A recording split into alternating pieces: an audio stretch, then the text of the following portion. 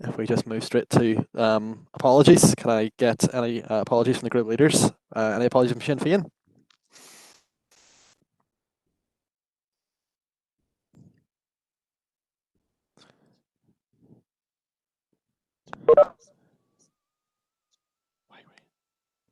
Anyway, apparently Councillor Michael Duff isn't here. Does anyone have any apologies from the Sinn Féin group? No? Okay, so if we move to Victor. No apologies from the Ulster Unionist group and Chair, thank you. Okay, from the Democratic Unionist Party. Thank you very much, Chairman. Apologies from Councillor Keith Elliott, who has other engagement, and Councillor Paul Robinson, who's on other engagement. Councillor McCann will be late. Thank you, Chairman. Okay, thanks very much, Councillor Robinson. From the SDLP. Thank you, Chair, and no apologies from ourselves tonight. Thank you. Okay, and is anyone aware of any? Councillor Deehan from the Independents. Oh, sorry, go on. Sorry, Chair, just apologies for Councillor O'Coffey, who's unavailable this evening. Okay, and I'm also receiving from the Chief Executive that Councillor Deehan has submitted an apology. So those will all be noted. Do we have any declarations of interest?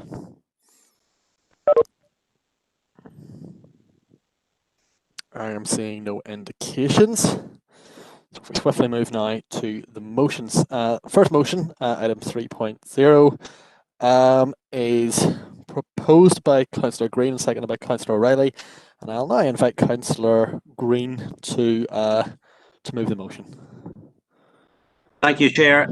Just a warning that my broadband this last number of days has been cutting in and out, so I don't know where that leaves us. But anyway, I'll continue on. Hopefully it will survive and get to the end of it. So the motion is, due to the ongoing coronavirus pandemic, Fermanagh Omagh District Council recognises the unprecedented strain that further and higher education students from our council, from our district, are facing. This council recognises that the young people of this district are contributors to our society today and the workers of the future, and that we as a council need to fight for their rights and entitlements. Acknowledges the very serious situation our student population have been left in due to the current coronavirus pandemic, including being burdened with student fees here in Ireland, North and South, and in Britain. Notes that the majority of students are receiving online classes and only having to physically attend class in a limited capacity in certain subjects. Further recognises that due to students being told by government to return to university and college, they are tied down into contracts paying high rent for accommodation with no legal means of escaping from these. Also acknowledges that those students who are studying from home within this district area are faced with one of the worst broadband infrastructures on this island.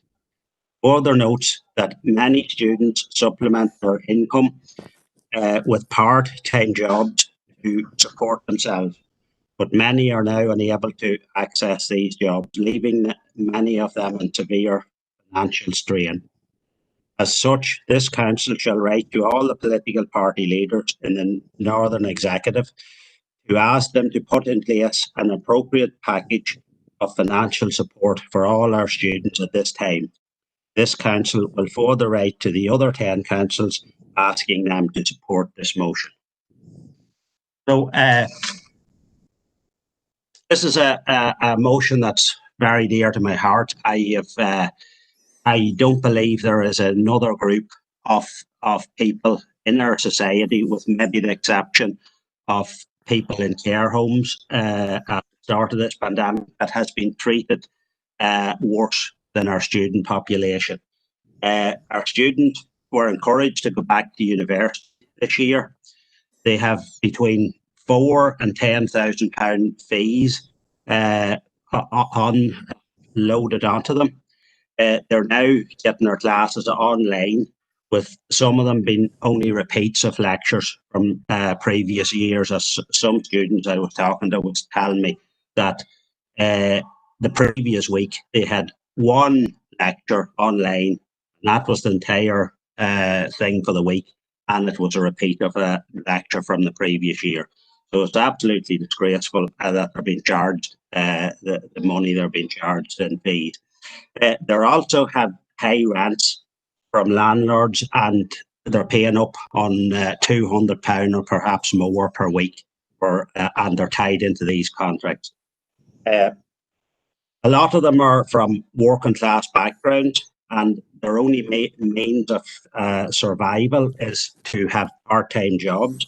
The part-time jobs that they're working is mostly in hotels, pubs, that type of thing, and they are all closed down most of the year. So these people have been left with no form of income whatsoever. The students have been abandoned, and there's not much to say that a lot of them are actually in poverty at the minute. They need our help. They need us to come out shouting for them, because nobody else seems to be doing it.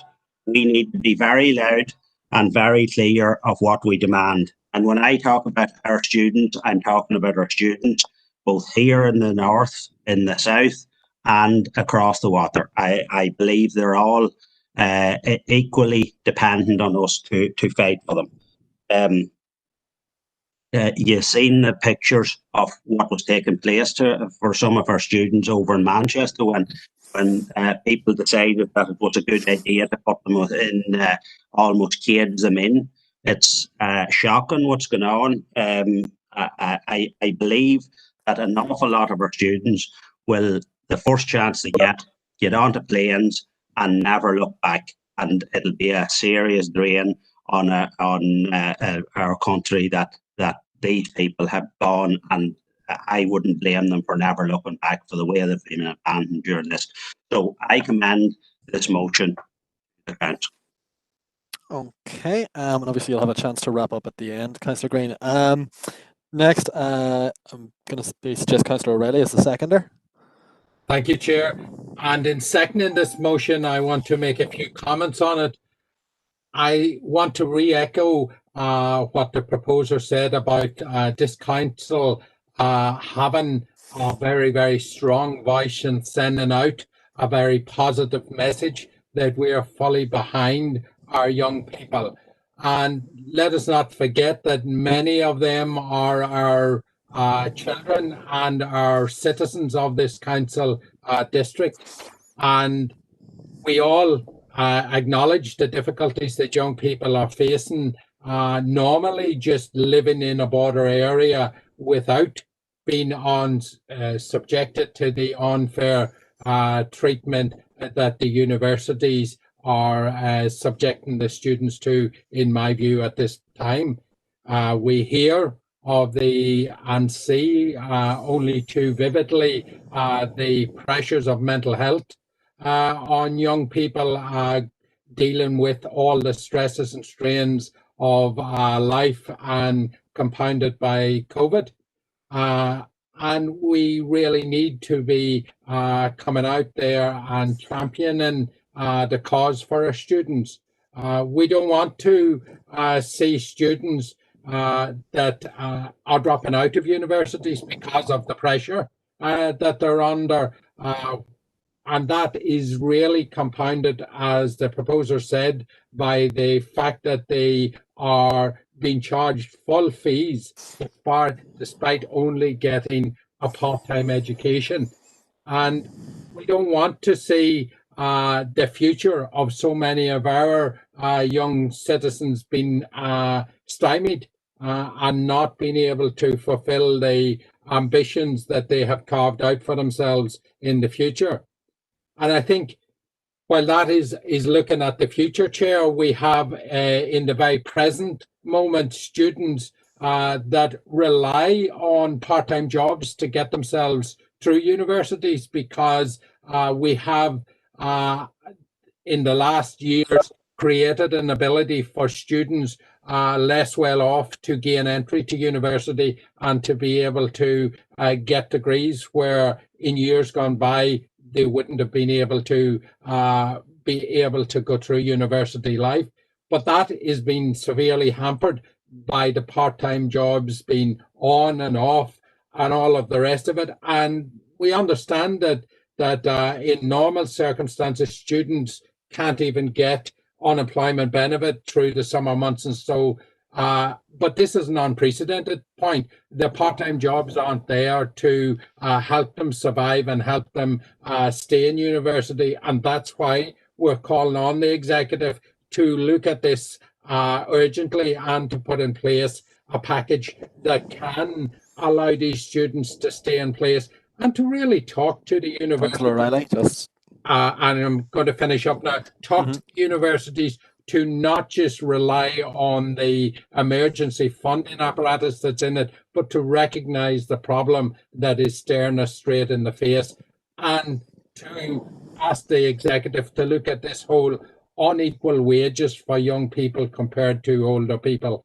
It's not fair that somebody of a 16, 17, 18 age group is doing exactly the same job but getting less money. Okay. Cheers. Thank you, Chair. Okay, right. So I am going to take indications now from the floor.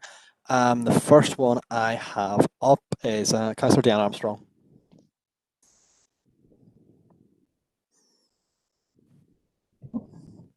Thank you. I'd like to make a comment on this motion, and I think it is one that we should.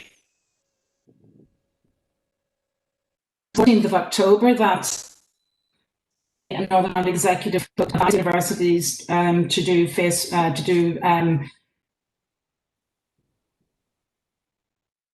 I've been contacted by a number of constituents, amongst whom in some cases there are 2 students in a household affected by the restrictions handed down.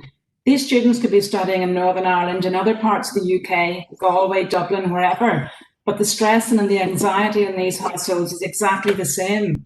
Adapting to new methods of learning, broadband deficits for home study, access for support, tuition fees and accommodation fees, and not least of all the financial implications. The student experience is definitely not what it should be, and especially not for those first-year students starting out in third-level education with an expectation of the opportunities that should have been awaiting them. And whilst these students are undoubtedly academically accomplished young people, this pandemic has turned their world upside down and impacted their mental health considerably. Students I know of have opted out of returning to university due to anxiety and fear of coping in isolation. Therefore, there is a real danger of losing the potential of a generation of talented young citizens. And I agree with exactly what Thomas has said about our young citizens. With regard to university accommodation costs, I don't think there is any option but to seek universities to be reasonable and compassionate to their tenants. I believe Queen's has provided some recourse for students on the campus, but I, along with my colleagues, support the call for the Northern Ireland Executive to put in place an appropriate financial support package for all students. And myself and my party will support this motion. Thank you, Chair. Okay, thank you, Councillor Armstrong. Councillor McPhillips. Thank you very much, Chair. And I want to start off, I want to commend Councillor Green and Councillor Reddy for bringing this very extensive and detailed motion to Council. I won't go into all of the points. It's a very detailed and very good motion. But I'd say it's not that long from I was a student myself, and I know all too well the pressures and stresses you experience during your time at university. So whether that be the stress of studies or survival, living, and then that comes down to financial stresses also. But another very valid point in the motion is the issue of broadband infrastructure, which we have here in the district, and quite right to state, not up to scratch for those students that have no other choice but to try and continue their studies from home. But as it also states in the motion, our young people are contributors to society and are our future, and they need to be looked after. So we, the SDLP group, will be supporting the motion. Thank you, Chair. Okay, thank you, Councillor McPhillips. Councillor Kelly, apology. Thank you, Chair. I, as the youngest councillor on this council, who just finished university in June 2020, would personally like to thank Councillor Seamus Green and Councillor Tom O'Reilly for bringing this motion to the council. I'd also like to highlight that our party whip, John O'Dowd, has brought a motion to the executive, which hopefully we'll take off from there. Unfortunately, the university students and even students at school who have to work from home with poor broadband feel left behind. They feel disowned. It's hard to be a student. It's even harder than it was many years ago. I know that myself from trying to do a dissertation with no college or library facilities. So think that it's a very worthwhile motion. I've been speaking to a lot of students from my own area. Student fees have actually went up. Landlords are putting up rent prices. It's simply not good enough. And again, glad that we can speak for the young people in society today, if no one else will. So thanks. Okay. Remember when I was the youngest councillor? Happy days. Councillor McAleer. Thank you, Chair. I suppose I'll preface my comments by saying that I'm an employee of Southwest College, so I suppose whilst not directly declaring an interest, it is a subject of interest to me, and I think it's probably more aimed at students as opposed to employees, this particular motion. I'm pleased to see it coming forward, but in my opinion, it doesn't really go far enough. I think we should be calling for an abolition of tuition fees. I don't think it's right that we have students in this day and age having to pay for education. I think it's a human right. It's not a privilege. I think we had free tuition for HE courses for up until fairly recently, and I believe Scotland up until very recently, if not still. Councillor McAleer, I am going to remind you that amendments had to be submitted beforehand, and I don't think you have. So just bear that in mind. Okay, well, I'll reference then just that we could be doing more and we should be doing more, but it's a stepping stone. It's a start in the right direction. So happy enough to support, Chair. Thank you. Okay, Councillor Anthony Feely. Thank you, Keely. Can you hear me all right there, Chris? 100%. Broadband, I'm troubled here too as well. I'll be brief. I'm not going to repeat all I've said there, but I'd just like to thank Seamus and Thomas for bringing up this motion. It's a great motion, and I've been getting a lot of inquiries about it too from neighbours and students as well. And I just want to kind of say it's tough on all young people as well as students. My own daughter is seventh year in secondary school, and it's very tough time on that kind of age group as well. Like she's doing her A-levels this year and all that, and they're losing out a lot. She's going to be 18 in December, and a pile of her friends has been 18 there this last couple of months, and some more coming up here. And they're not going to, they're not celebrating, they're not getting their parties. There's no 18th birthday parties. Like they're losing out on that.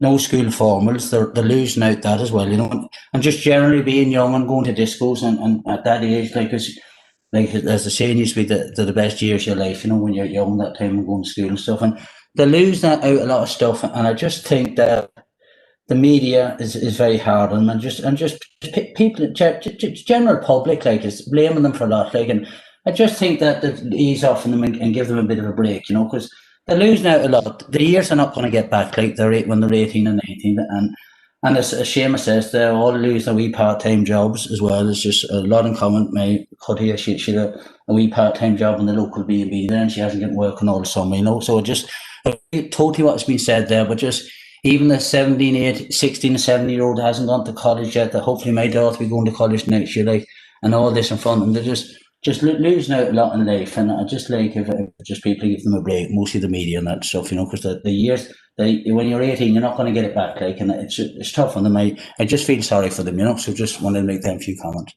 Thank the boss for bringing up the motion. Okay, thanks, Councillor Philly. Next I have Councillor Erskine.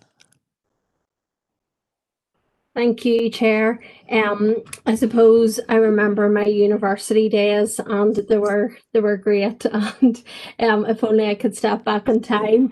But here I am tonight. But I suppose our group will support this motion tonight. And I know it's been said to me many times by local people, the students are missing out on a great deal of getting to know their class, their classmates, getting that university experience that traditionally we may all be aware of, you know, meeting new people, and all of that. And it is very difficult for them. And a lot have stated, parents have stated their worries in isolation, because I know of people who during their first weeks of university had to self-isolate, and that had very detrimental impacts as well. So I'm not going to rehash everything else. I agree with what other speakers have said beforehand, and happy to support the motion tonight. Thanks, Chair. Okay. Councillor McCann. Okay, thank you, Chair. Yeah, I also want to commend my colleagues, Councillors Green and O'Reilly, for bringing this very, very important motion to the Chamber. Our young people are at the best of times under significant pressures with education and exams and trying to finance themselves, I suppose, and all the other stuff that goes with being a young person. And then along comes COVID and just compounds everything. There's no doubt the COVID-19 pandemic has had a huge impact on the well-being of all our young people.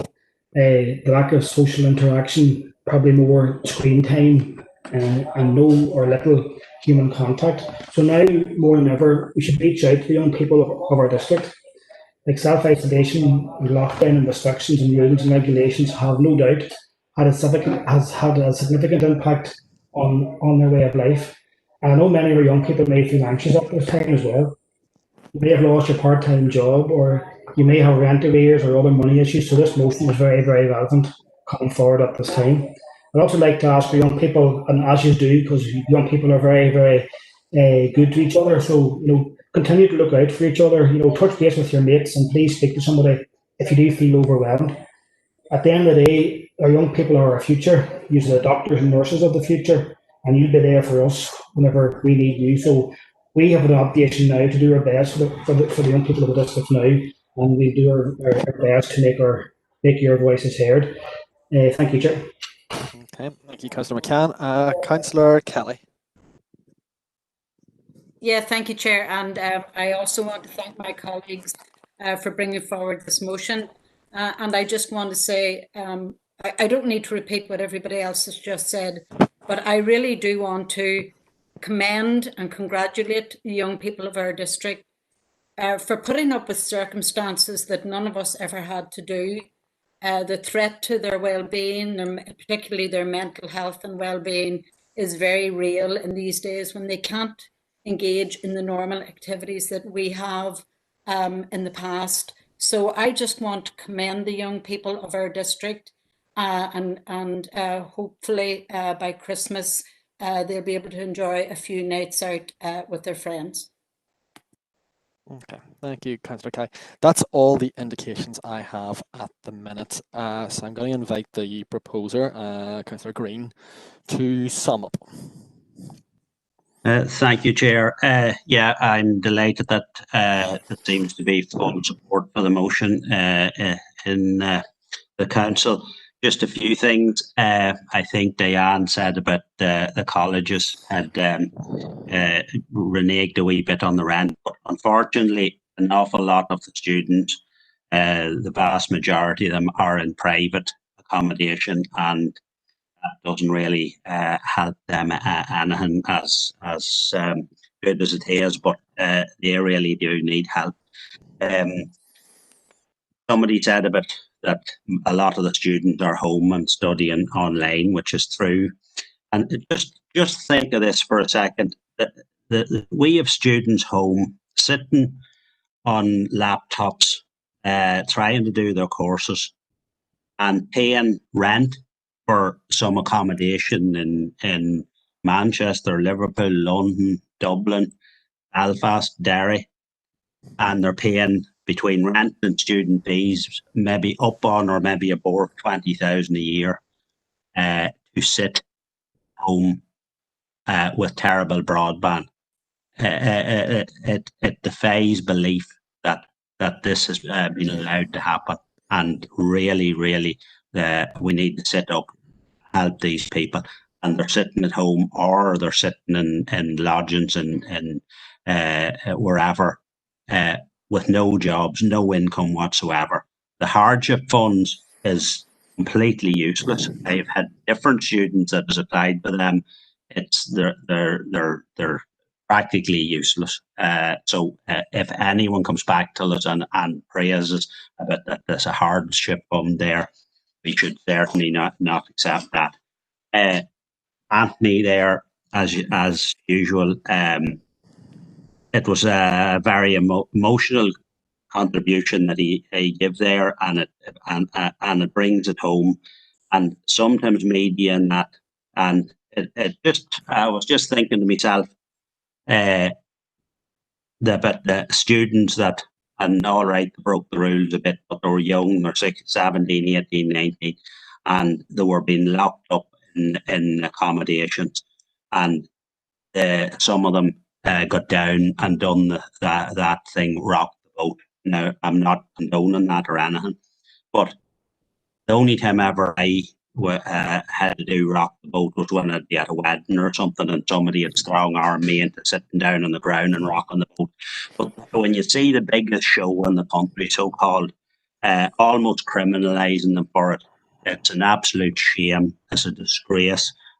These young people, how are we going to look at them in the face again after the way they've been treated this year?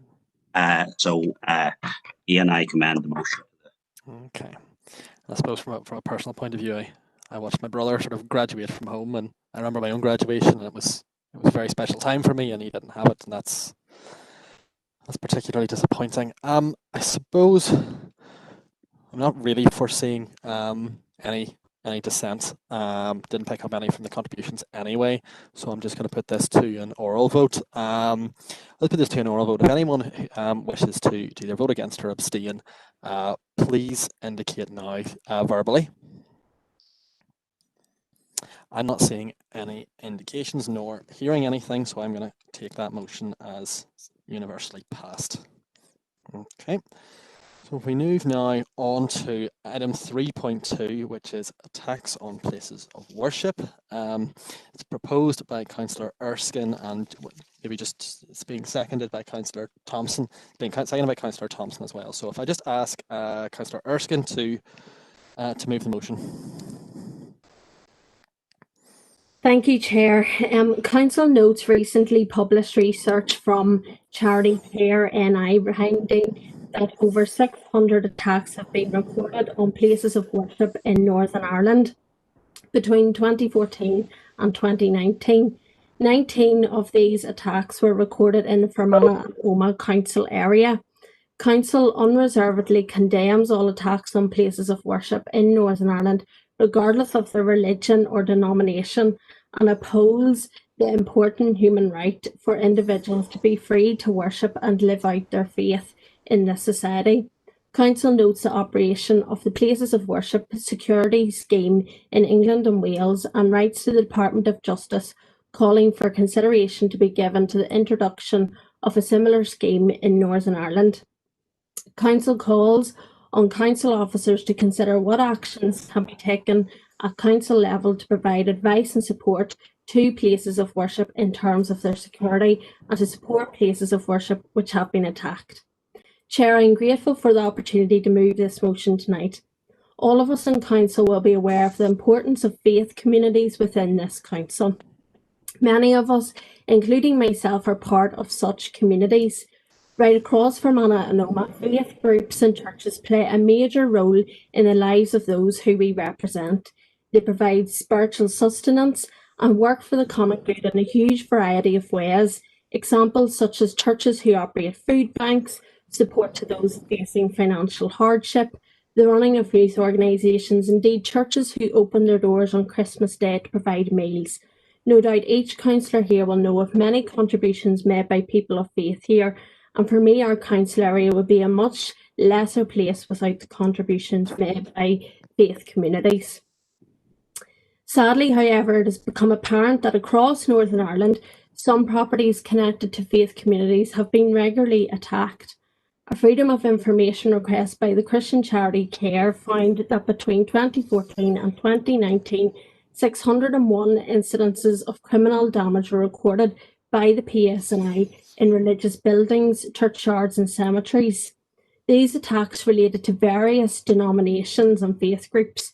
Whilst only 19 of those attacks were recorded in our own council area, which may seem small in comparison, we must realise that behind those statistics there have been very shocking and upsetting experiences for a faith group. I know that every single one of us will unreservedly condemn each and every single one of those attacks. Such attacks are not merely an attack on a building, they are an attack on the rights of those who worship there. The attacks recorded can vary in intensity. Windows can be broken or graffiti found on a property, or indeed serious arson attacks causing extensive damage. The motivation behind these attacks are unknown, and they can cause significant emotional distress for our faith communities, as well as the cost in repairing damage and increased insurance premiums. To my mind, is it important as our society acts to support faith communities who face such attacks.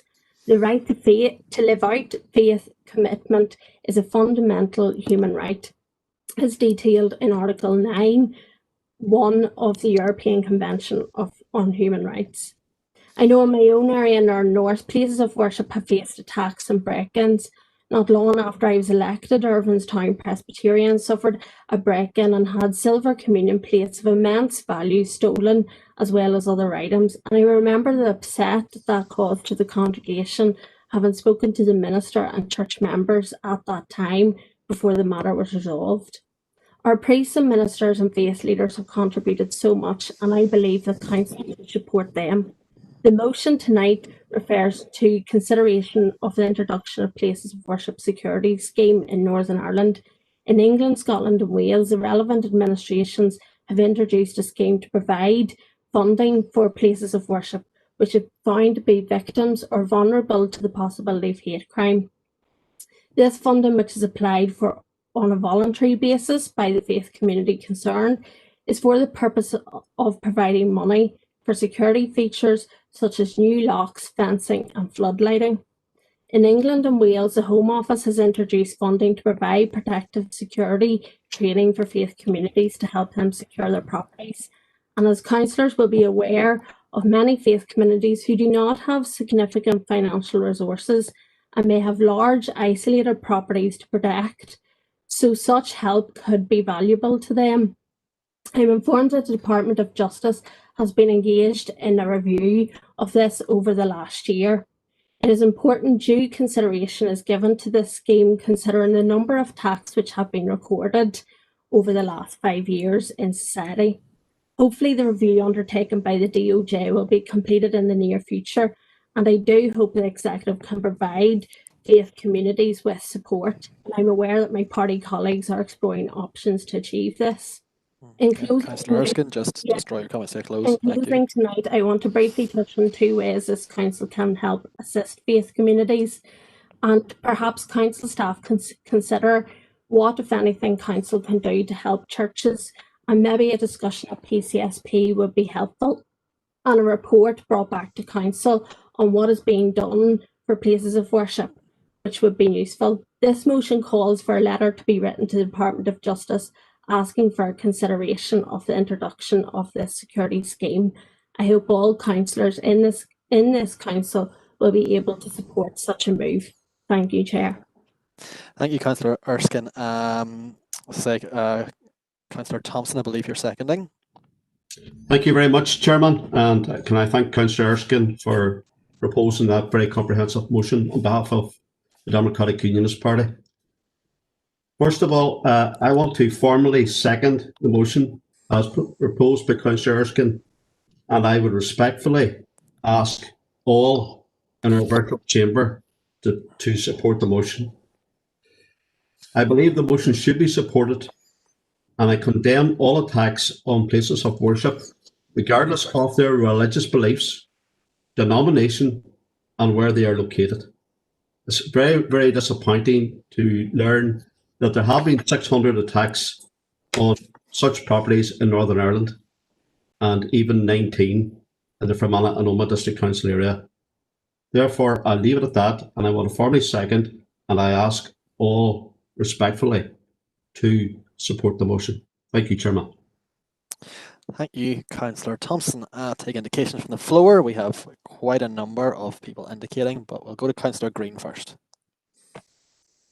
Thank you, Chair. Yeah, I believe this motion is very relevant. I would completely condemn anybody that attacks or does anything on anyone's place of worship. Places of worship is a sanctuary for people in the most trying of times. Particularly now in COVID, people sees gets great solace from the places of worship. So I just want to say that the party, I believe we will be supporting this. I think it's a good motion, and everyone should condemn any attacks anywhere. And as Earl said, doesn't matter what denomination, they should be condemned completely. Okay. Next, I have Councillor McAleer. Thank you, Chair. Yeah, again, I'd like to applaud the sentiment of the motion. I think the fact that there have been 600 attacks on places of worship is actually absolutely disgusting, and I don't think there's any defence for that. I have a slight concern in relation to the recommendation of the English and Welsh model, because just reading up on it, it seems to not cover all faiths. And I know one example is the Jewish community, which don't seem to be eligible, either synagogues or places of worship, for funding through that scheme.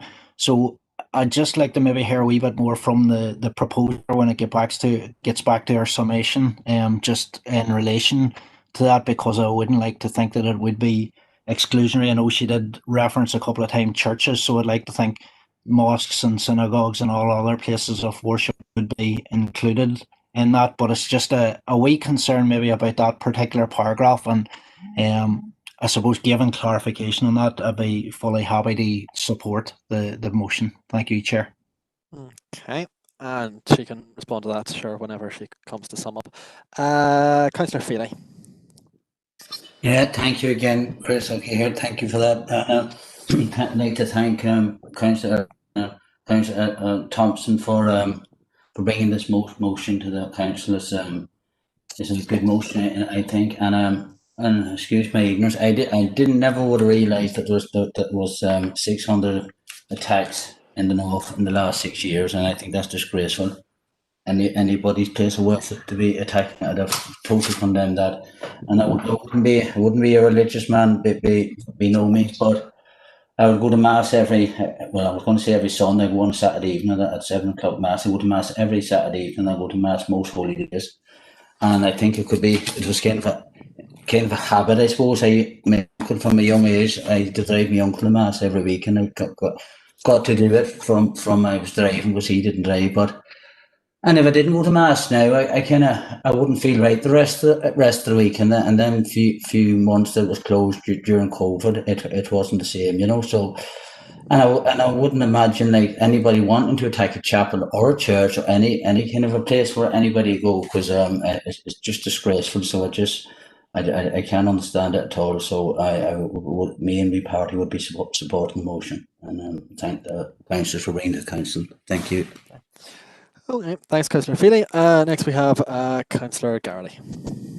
Thank you, Chair. I'll try and be as concise as I can. First and foremost, I just want to thank Deborah, Councillor Erskine, and Earl, Councillor Thompson, for bringing this motion to the Chamber. And at the outset, it will be fully supported by the party, my party colleagues, me and the SDLP. Faith is very important to many, and those who get benefit from it, it gives them great comfort and indeed helps their mental health. As Councillor Feely alluded to there, I get great peace out of travelling to mass, and thankfully I get to go like on a weekday basis, and certainly we get 4 out of the 7 days here locally, and it does bring great comfort to me and other people in other faith-based communities. I know it gives it to them, so we have to be supportive. On that note, I just have to put my regret that in the Republic of Ireland that my friends cannot celebrate Mass at the minute due to COVID restrictions, and it's something I don't agree with, and I think it's being looked at currently and hope will be rectified for those people, because that's quite the disgrace. But thanks, Deborah, thanks, Earl, a very good and timely motion, and we fully support it, and I thank them again for bringing it to the Council. Thank you, Chair. Okay, thank you, Councillor Gardy. Councillor Michael Duff.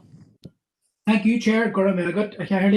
Again, I would like to thank Councillors Erskine and Thompson for bringing this motion. I think our faith community, our clergy, people who practice their faith, they deserve absolute, due respect. And I do take the point about, absolute inclusivity in this motion, and making sure that that is reflected. But one thing I would say is that it has been very disturbing in Omagh in recent times that graves would be attacked and vandalised and damaged, not least at Greenhill Cemetery. And this council took a decision to put in CCTV as a result of that. Where I was baptised myself would have been St Columkills Church Chapel in Carrickmore, and it was attacked, vandalised or graffiti put onto it in 2017. But all denominations suffer this, and it's wrong. One thing I would point out to Councillor Erskine, she may be aware, but I see that the expiry date for this was the 5th of November. There is a PCSP security equipment grant available to organisations. I'm not sure if churches would fall into that or not, but it's worth exploring and maybe renewing that type of grant in the future. And finally, I would agree with Councillor Garrity in what she said.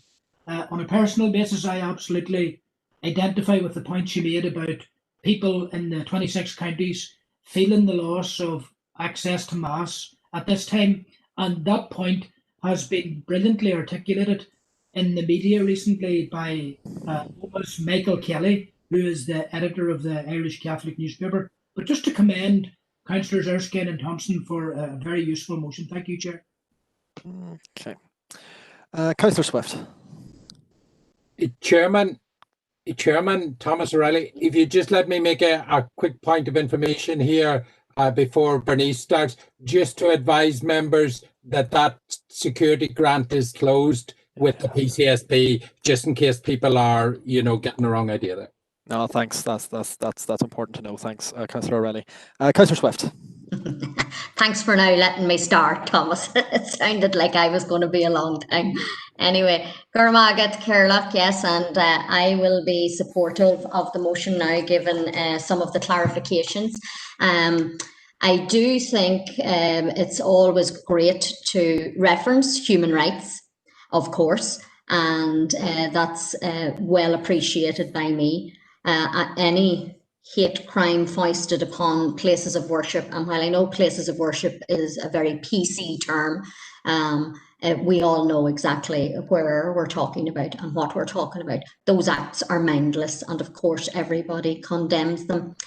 I would have liked to hear about more consultation with the faith groups regarding what they would like in terms of safety features, because when the Home Office is referenced, that kind of makes me raise my eyebrows.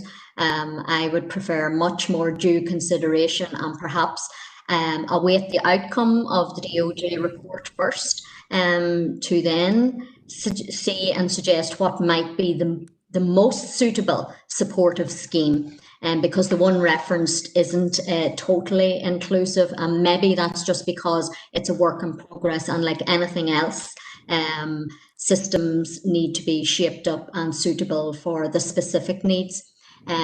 But all in all, that's very good.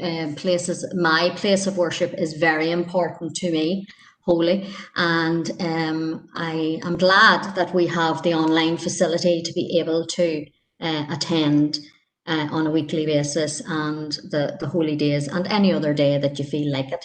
And it is great, and it's very important for everybody to keep in touch with all of that. So I will be supportive of the motion, and thanks for that. And actually the fact stated in the motion as well, I wasn't even aware of all of those attacks, the number listed, and it would have been maybe good to hear, not good, but maybe important to hear where exactly in the Fermanagh and Omagh area we were talking about. So maybe Deborah, if you could just name out a few of the names, because I am unaware of that.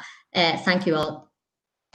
Okay, well, we'll let Deborah, when she sums up, maybe take those points on board. Councillor McCaffrey.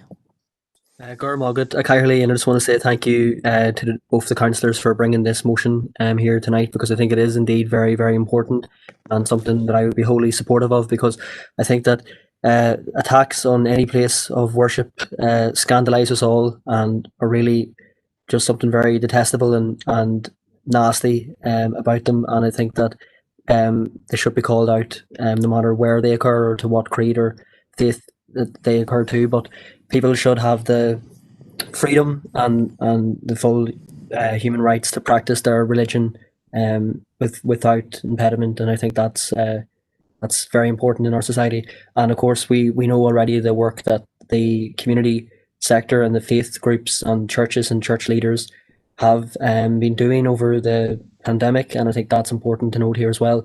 The statistics are indeed well, in one sense, disappointing and also shocking.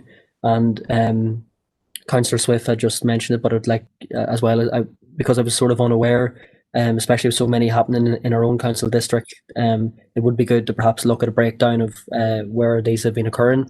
And I know that this is to give consideration to a type of funding scheme. And I can just, I know Councillor Corey McGillier had mentioned the possible exclusion of one faith group from the funding stream that has been offered in Wales and England, but I believe that there's a separate funding stream in place for Jewish synagogues.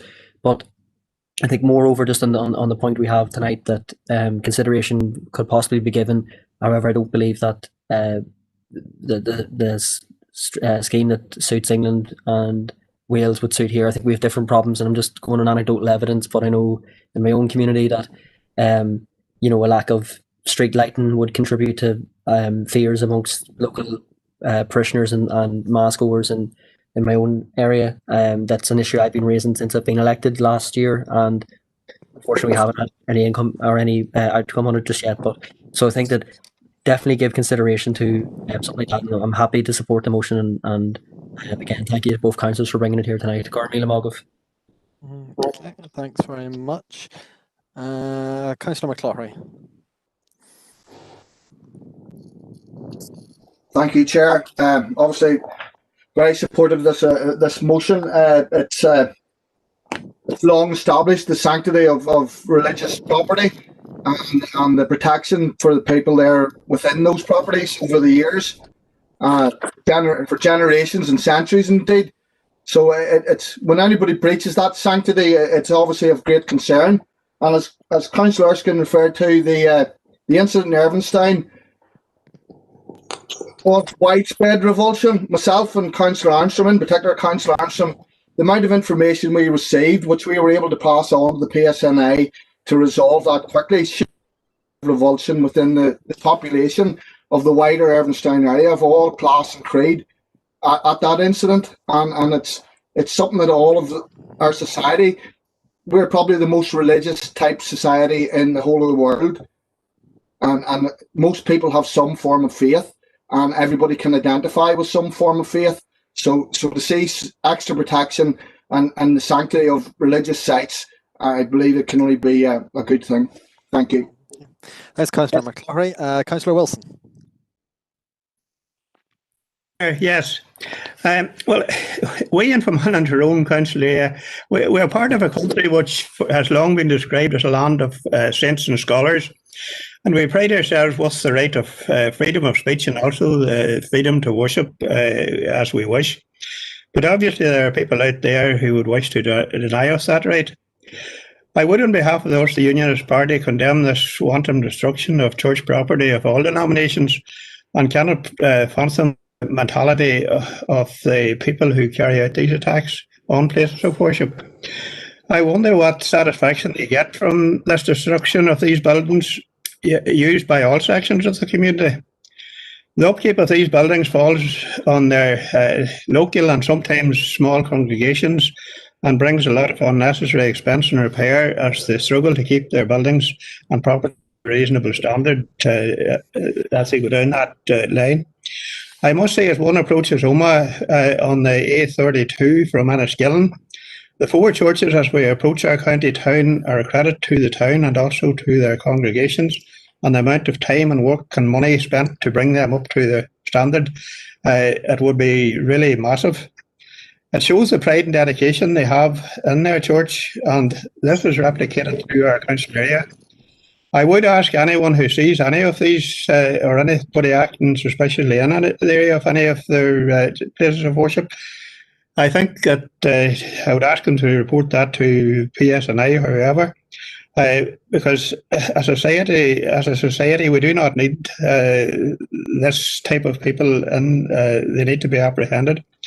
And as a party, we do agree with the sentiments of the motion, and I would support the motion here to do with this. Thank you. Thanks, Councillor Wilson. Councillor Podreen-Kelly. Thank you, Chair, and I'd like to thank the two councillors who brought this motion forward as well. Luckily for me, a place of worship is very special to me. When the church and graveyards were closed, I found it personally very tough. I didn't get to go to the graveyard on my mummy's birthday. I found that particularly tough, and I know others were alike. I'd also like to pay tribute to the many priests and clergy who are working tirelessly to bring Mass to our homes, even though some people don't feel comfortable going. My own priest is 91. He would put us all to shame. But places of worship are places of worship, and they should never be attacked, no matter the denomination. So I fully support this motion and thank the two councillors for bringing it forward. Okay, thank you, Councillor Kelly. Councillor Keenan. Thank you, Chair. Yeah, like everybody else, I think it's disgusting that any place of worship would be attacked. And also, like Emmett, I'd like to make sure that it's going to be inclusive of all faiths. The only thing I did see, I looked a wee bit at that English model myself, and it includes faith-associated community halls. So I was just wondering, is it going to cover the likes of parish halls, or church halls, or orange halls? Or was that going to be included in this proposal? Okay, that can be addressed when Councillor Erskine sums up. Councillor Clark. Yeah, thank you, Chair. I want to be associated with this. Also, just for a sort of point of interest, there is one synagogue in the north, is in Fitzwilliam Avenue in Belfast. I think it has been attacked in the past, so I'm sure the councillor who proposes it will be prepared to include that. Thank you. Thanks, Councillor Clark. And the last indication I have is from Councillor Catherine Kelly. Thank you, Chair. And I just want to say that I'll be supporting this motion and thank Councillor Erskine and her party for bringing it to the council. Our society is becoming more diverse, and as we welcome people from all over the world into our communities, it is nice to think that we all want places of worship, what the denomination protected and safe. So again, thank you to Councillor Erskine and her party for this motion. Okay, that's all the indications I have at the minute. As I sort of look over the 19 of those in my own district council area, I think my own sister church was one of them. Because there's going to be a couple of questions asked for you. You can choose to respond to them as you see fit. You have 3 minutes to sum up. Okay, thank you, Chair. I just want to thank members tonight for their support on the motion.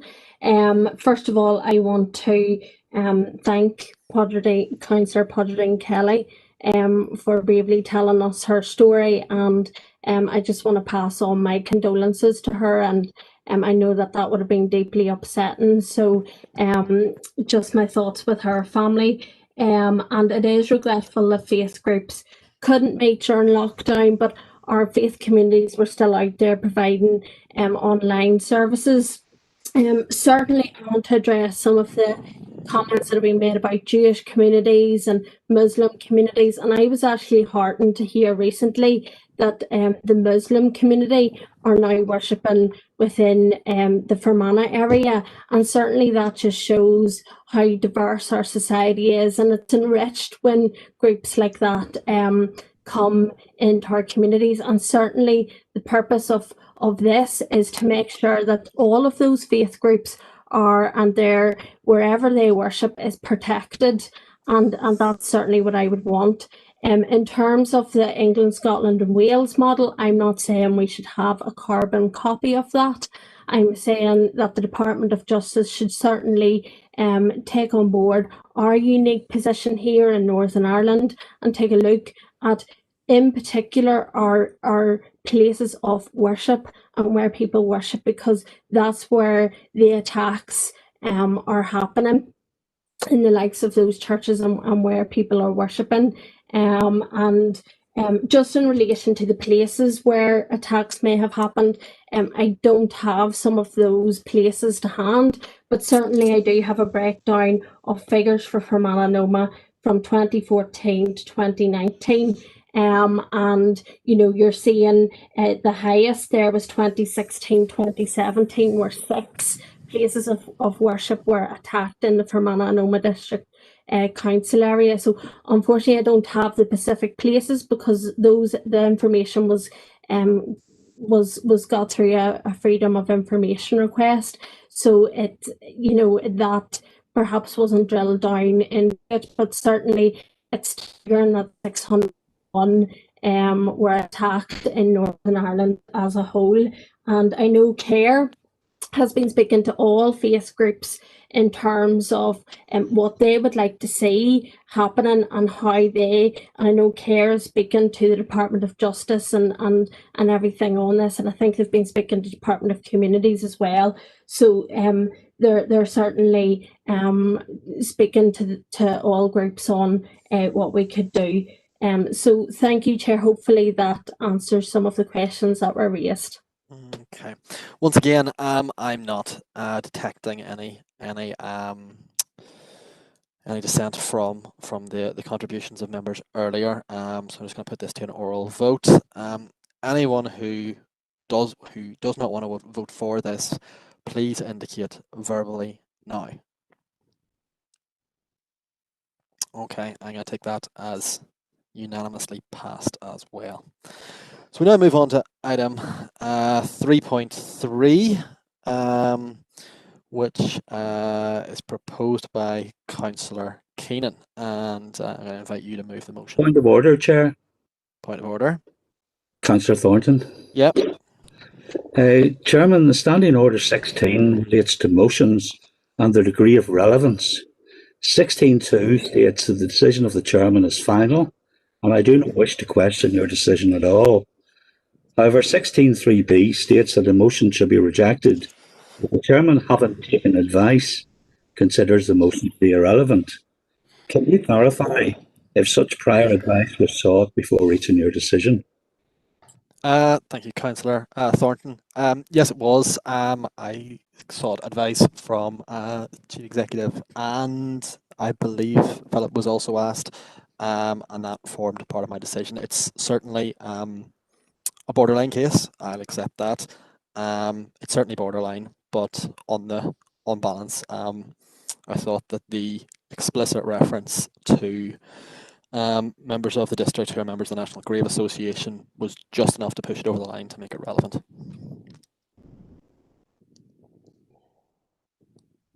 Have we enough, Councillor Thornton? Thank you, Chair. I'll be coming in later on. Okay. Councillor Keenan, I'm going to ask you now to move the motion. You have 5 minutes, and if you just read it out so that members are completely clear about what they're voting on. Thank you, Chair. Notice motion, the Invincibles. In respect of collective recognition for a decade of centenaries of which the Fermanagh and Omagh District Council Commemoration Committee worked towards acknowledging and appropriately celebrating our shared history, this council calls on the Office of Public Works to respond to justice being afforded to the memory of the Invincibles, whereby, following well over a century, the necessary excavation works to recover the remains of Joe Brady, Daniel Corley, Michael Fagan, Thomas Caffrey and Tim Kelly transpire as a matter of urgency at the yard at Kilmainham Jail. This council acknowledges the families of the 5 men represented by the National Graves Association, members of which are from this district. It is the express wishes of the families that their relatives be exhumed from Kilmainham Jail and reinterred into consecrated ground at the Glasnevin Cemetery, where they can be formally and suitably commemorated. Proposed by myself, seconded by Councillor Woody Swift. I suppose a few days after I submitted this motion, I was actually speaking to a good friend of mine and fellow 1916 Society member, Paul O'Scanlan, and he was telling me that his great-grandfather, Jeremiah Cullinan, was actually an Invincible himself, and he spent 12 years locked up in the infamous Spike Island. And I suppose what this highlights to me is the relevance and the real connection and family connections that we still have to this part in our history and possibly even further back in our history.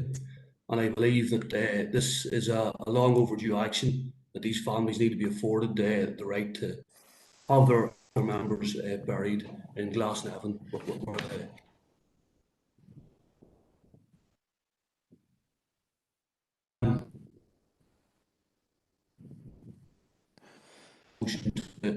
Right to for the office of works.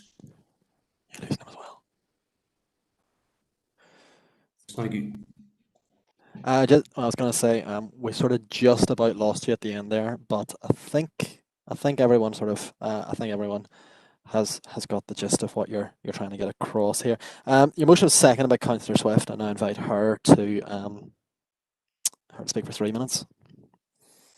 Yes, Gormagat Kirlock, I won't even really need 3 minutes, but I fully support the motion as outlined by Councillor Keenan, and I also fully support the National Graves quest to reinter the Invincibles, whereby they aim to properly mark and commemorate the memory of the Invincibles and to recognise the role that the Invincible played to break the connection with imperialism and to fight for Irish independence and freedom. And as outlined in the motion, it is clearly stated about history and everything about history. So we do want to recognise everything and all that has happened.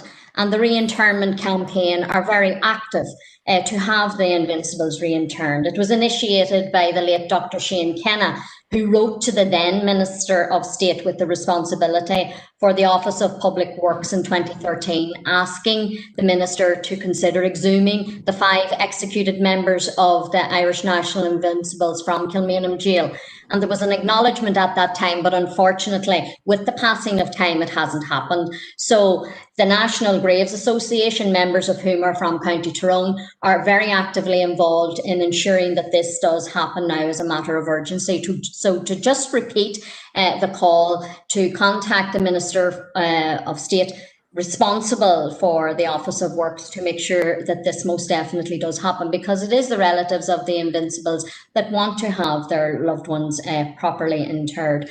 And to quote Bishop Eamon Walsh and the Reverend Canon William Deverell, they collectively joined their voices with all of the campaign and to have the remains of the 5 members of the Invincibles exhumed and reinterred in consecrated ground at Glasnevin Cemetery, in a manner appropriate to patriots passionate about Ireland's struggle for freedom. So that's to quote unquote Bishop Eamon Walsh and the Reverend Canon William. Eamon O'Queeve is also behind the campaign, as have been Lord Mayors of Dublin and indeed Robert Balla, infamous artist and political activist as well. So I just conclude by asking for the support from all members present to fully support the quest as outlined in the motion. Gurmagat. Okay, we have only one indication at the minute, and that is Councillor Thornton. Thank you, Chairman. Responding to this motion on behalf of the Ulster Unionist Party, I cannot understand the relevance it has to our communities here in this Fermanagh district. The connection stated with regard to the 5 individuals is somewhat frivolous. We have many residents attached to various groups that have major issues with events in different countries around the world, well outside our own jurisdiction. Are we to set a precedent to bring motions on all their behalf at future meetings? Connect this issue with A council commemoration committee is not really understood by myself. Perhaps the proposer can advise during the summing up of the motion what he actually means. Does the proposer mean the Decade of Commemorations Working Group, whose terms of reference is primarily the decade 1912 to 1922? If so, this event does not fall within that remit. The hangings took place in 1883. Again, please clarify. In modern times, the right for citizens to bury their next of kin is unquestionable. This is particularly the case of the next of kin of those known as the disappeared, who were on their annual walk at Stormont only recently. There are still three families who have not located the remains of their family members, allegedly assassinated and secretly buried by Republican terrorists, and the family of Lisa Dorian, allegedly assassinated and secretly buried by Loyalist terrorists in 2005. Our hearts must surely go out to all of them and assist where possible to identify the locations where their bodies were secretly buried. Current attitudes were not shared in past centuries, especially in the 19th century, where the individuals concerned were convicted of being assassins. These particular individuals, I understand, were involved in what was known as the Phoenix Park murders, conducted by a breakaway faction of the Irish Republican Brotherhood. Regardless, I could perhaps understand if some of the descendants of these individuals still or once lived within our district. I've heard nothing of the sort tonight. The National Graves Association has its headquarters in Dublin and can surely lobby support closer to home, where there may be a local relevance within the Republic of Ireland's jurisdiction. Because of no direct influence to this, or relevance to this council area, the Ulster Unionist Party will be voting against this motion. Thank you, Chair. Thank you, Councillor Thornton. Councillor McAleer. Thank you, Chair. I'm going to be very brief in my input. I will be supporting the motion on the basis that I would support the principle of reinterring into a proper cemetery any and all of those either buried in prisons or buried outside those religious facilities or facilities that they would have wished to be buried in alive. So just on that note, I'll be supporting the motion, Chair. Thank you. Okay, Councillor Maguire.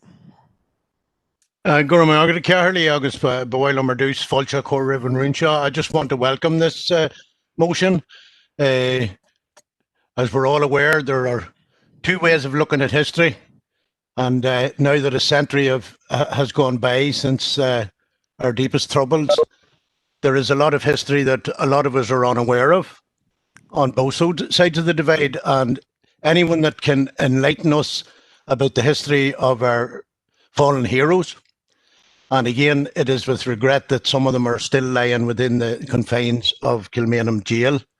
I personally had a great satisfaction in being in Dublin on the day that Kevin Barry and all his comrades were reinterred and were given the proper ceremony and burial that they were entitled to. Therefore, I would welcome the reinterment of these individuals. Whatever link they have with our district, they certainly rank high in the realms of history of this country, and I certainly will be supporting the motion. Likewise, my party colleagues. Councillor Garrity. Thank you very much, Chair. And again, like the last motion, I'll try to be as succinct as possible, bear in mind our talk last night at the meeting. I'm trying to get this council going here, but from the outset, like the last motion, I want to thank Councillor Keenan and Councillor Bernice for bringing this motion to the council, and on behalf of my group in the SDLP, we will be happy to support the wishes of the families in this motion, and therefore we will be happy to support the motion that is before us tonight. Thank you very much, Chair. Okay, Councillor Erskine.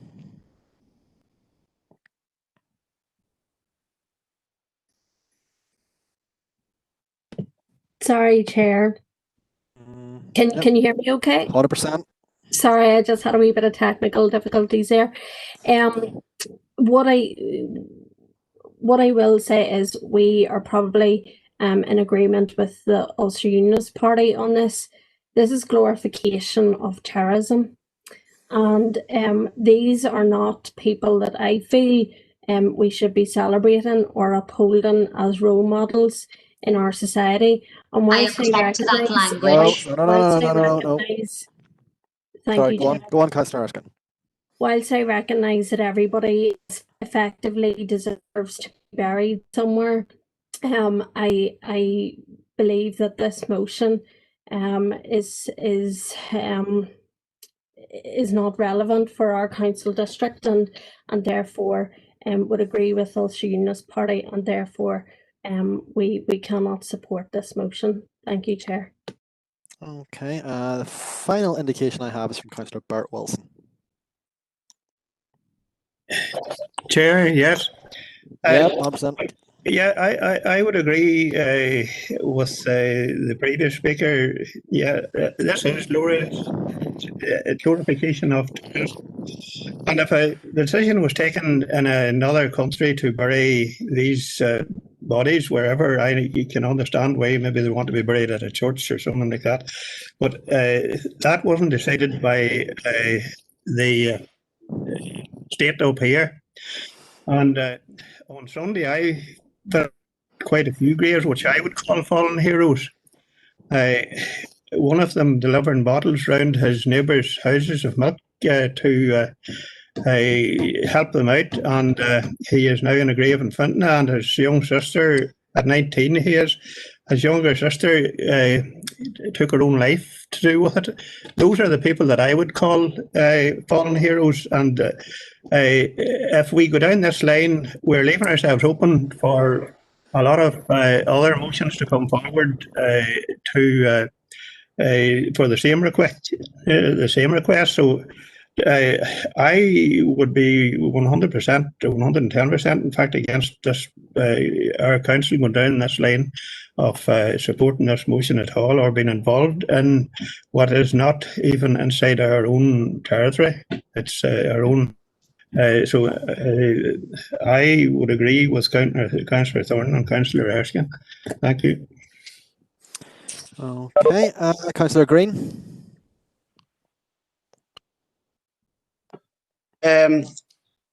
Thank you, Chair. I wasn't going to speak, but after Councillor Wilson's contribution there, I decided I had to speak.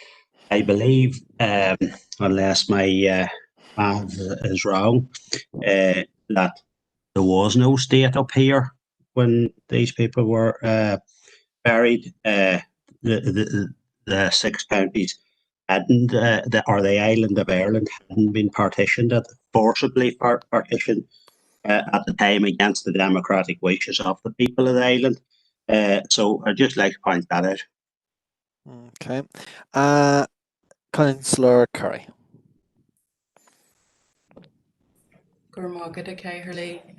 Yes, I just do feel just like I just need to make a comment. And I just really want to paraphrase the late Shane Kenna, who was leading on this campaign, and a very respected historian in Ireland, the time that he passed away. But he said when he was talking about this campaign, that whether you like them or not, I think we can all agree that after, and it's now been nearly 140 years, they've done their time. Their sentence was that they were to remain in Kilmainham jail as long as that building was a prison. It's a tourist attraction now. So they really shouldn't be there. So this is just about a respectful resting place for people and giving their families peace. Gormagat.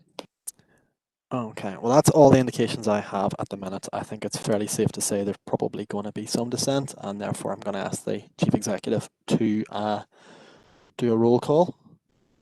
Sorry. Yes, no, you're right. No, you're right. Sorry. Councillor Keane, you've the right to sum up. Sorry beforehand. Thanks, Chair.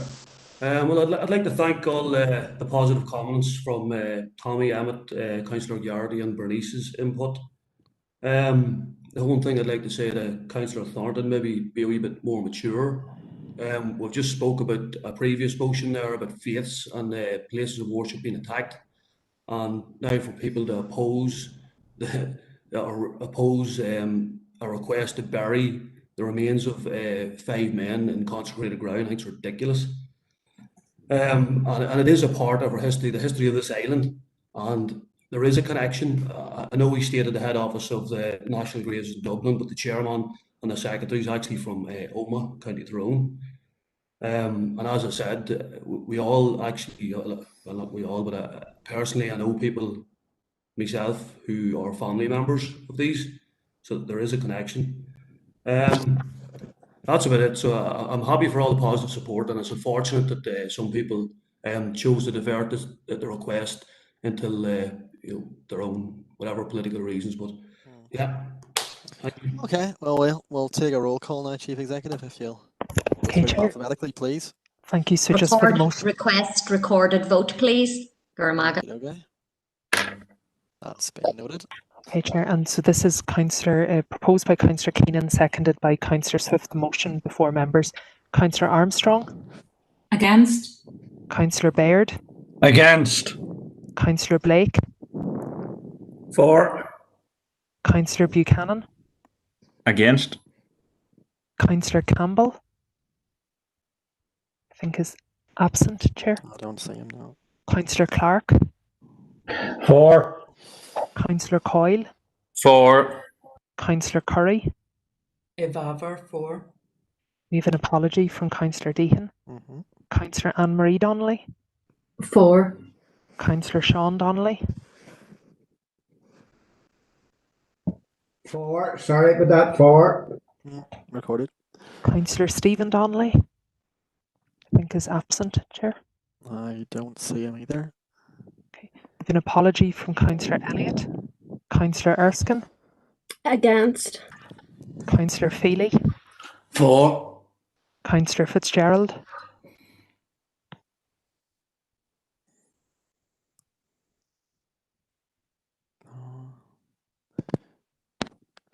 Councillor Fitzgerald. She is there. Circle back to her at the end, sure. Okay. Councillor Gannon. He had to go on to another appointment, Chief Executive. Thank you. Councillor Garrity. For. Councillor Green. For. Councillor Irvine. Against. Councillor Keenan.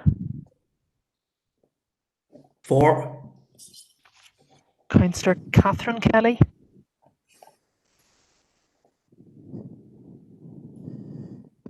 For. Councillor Podrigan Kelly. For. Councillor Maguire. Lahey for. Councillor McAleer. For. Councillor McCaffrey. Lahey and Malta for. Councillor McCann. For. Councillor McCloughery. Again, against. Councillor McElduff. For. Councillor McPhillips. Another appointment, Alison. Apologies. Okay. Councillor O'Coffey is an apology. Councillor O'Reilly. For. Councillor Rainey.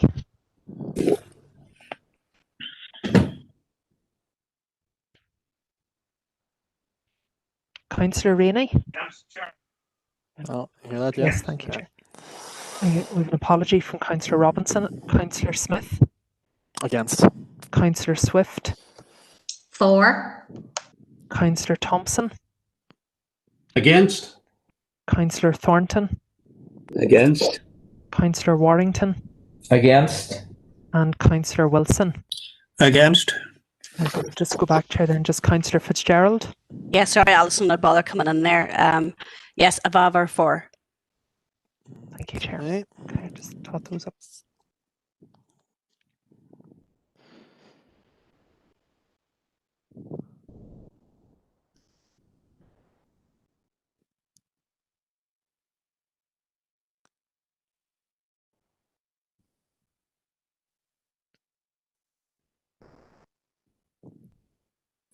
So, Chair, that is 20 members voted for, 12 against, so that's carried. Okay, that motion is carried. So now if we move to any urgent and relevant business. I don't believe that I have any that came through to me. I'm seeing no indication, so I don't think that's it. So if we now take Councillor McCann and Councillor. Propose confidential, Chair. Oh yeah, you got ahead of me. If I propose going confidential. Seconded. Councillor Thompson. We got with 3 or 4 there. I heard Anthony Feely first. Councillor Cloghery, are you looking, or are you just looking to say confidential? Chair, I had indicated for the previous council meeting a little bit of other business.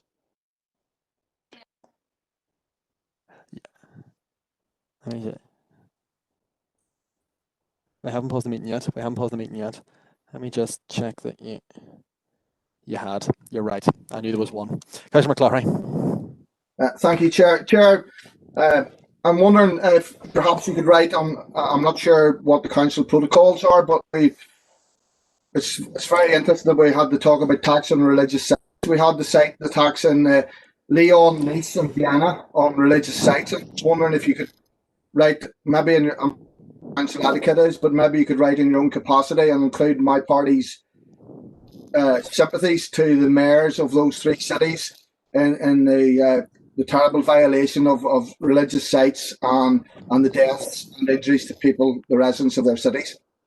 Councillor McClory, I am told it's outside of the policy. However, that's something I'll be undertaking in a personal capacity, and I hope that's enough for you. Thank you, Chair. Okay.